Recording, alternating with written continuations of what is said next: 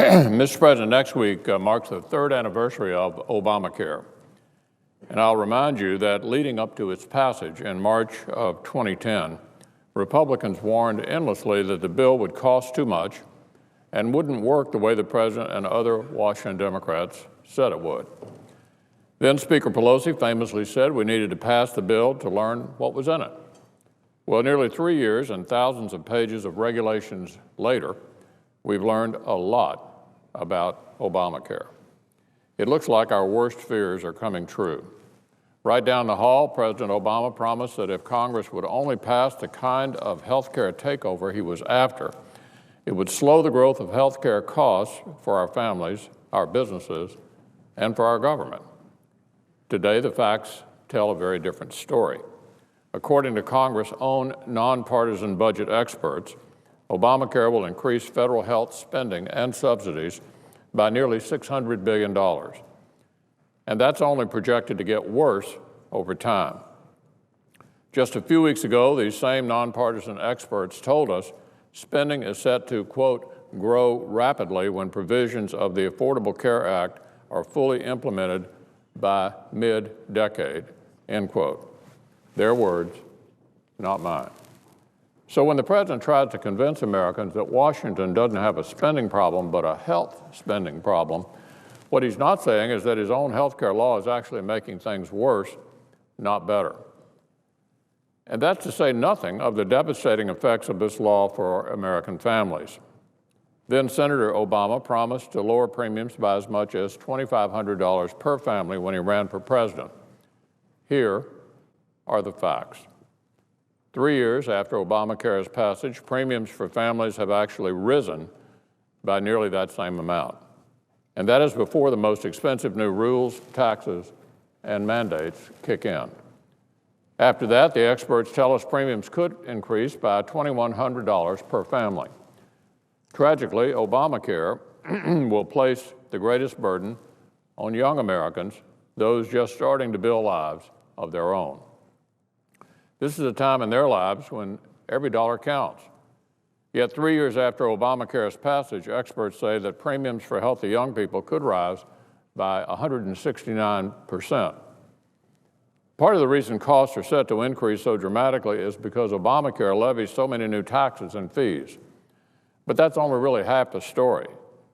It's also because the law imposes so many onerous regulations. Just look at this stack right here. This is 1 day's worth of Obamacare regulations, 1 day's worth. 828 pages in 1 day. Now, overall, there are nearly 20,000 pages with many, many more to come. But this is 1 day's worth, 828 pages. This law is a disaster waiting to happen.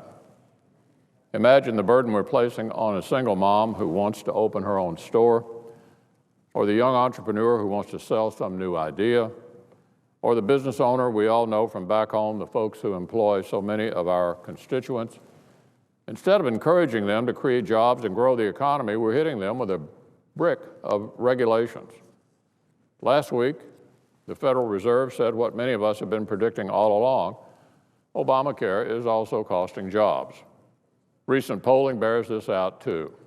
One survey said that more than half of American small business owners are worried health care costs and taxes will hurt their operating environment, quote, a lot, end quote.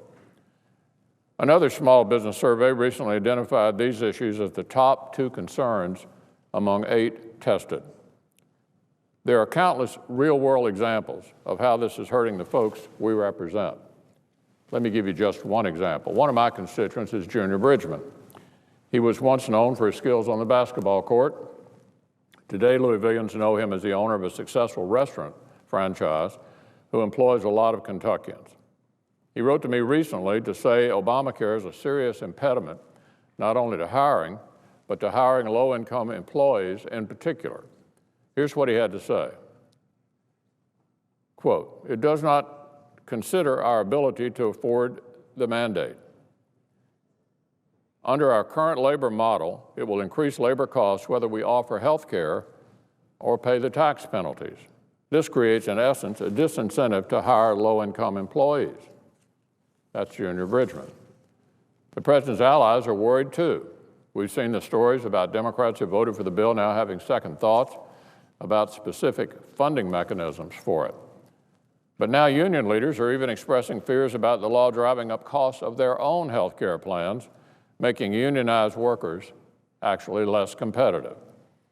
This is the worst time to be imposing tens of thousands of pages of new regulations and onerous taxes on the very families and businesses that can least afford them.